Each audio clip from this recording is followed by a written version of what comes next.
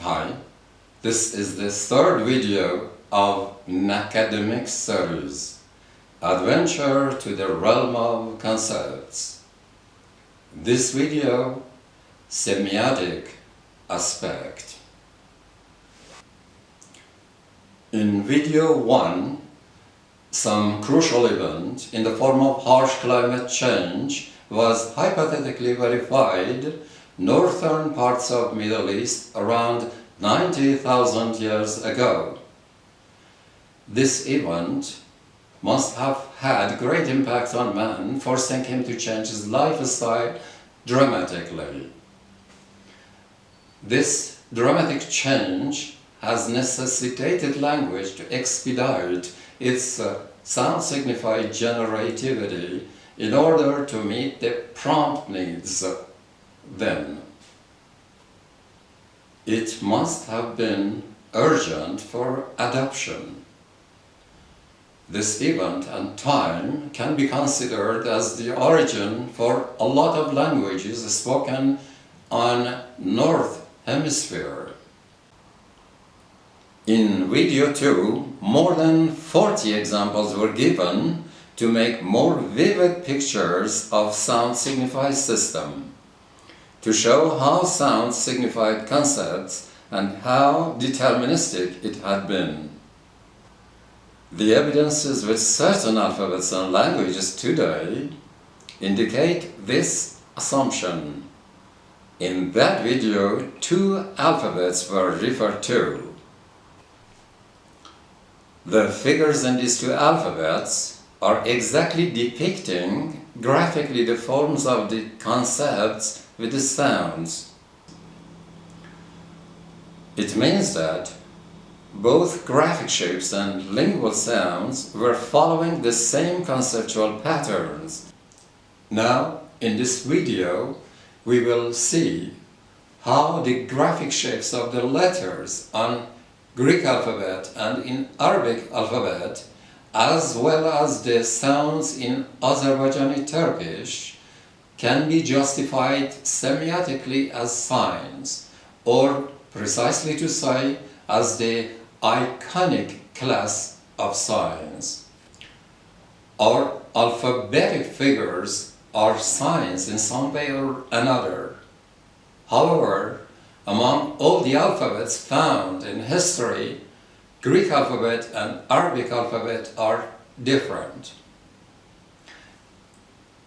In these 2 alphabets, letters are not signs to indicate sounds merely, but their graphic shapes depict the concepts with the sounds graphically.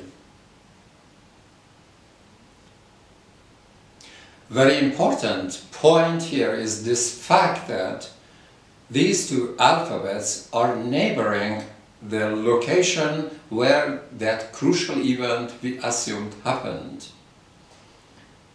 Greek alphabet on the west and Arabic alphabet on the south. And this region is the link between them.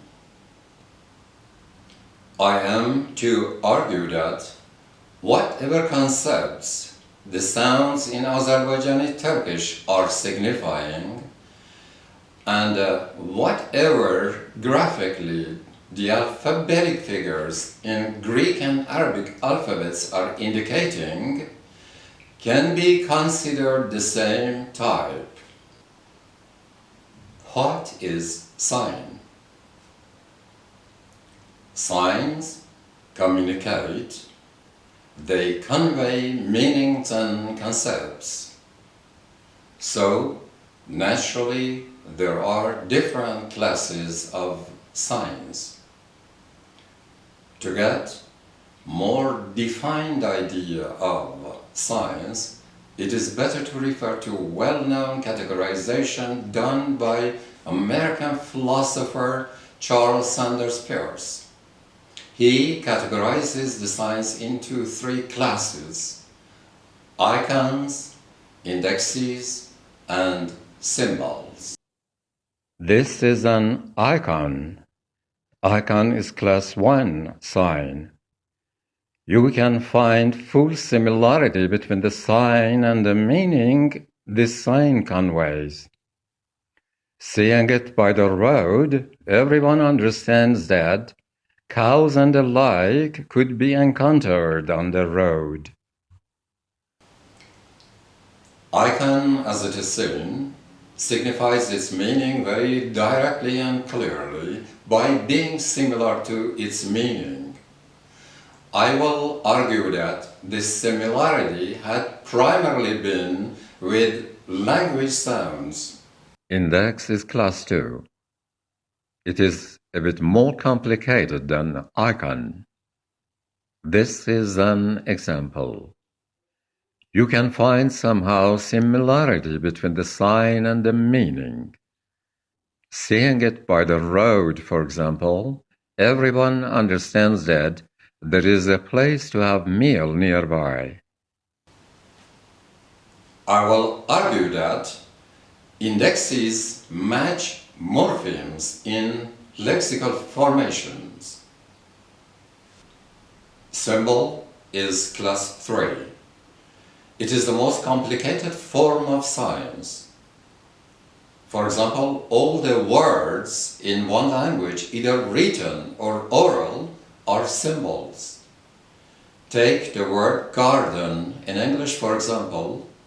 There isn't any similarity between the sign and the meaning, while the place full of trees, flowers, green grass, so on.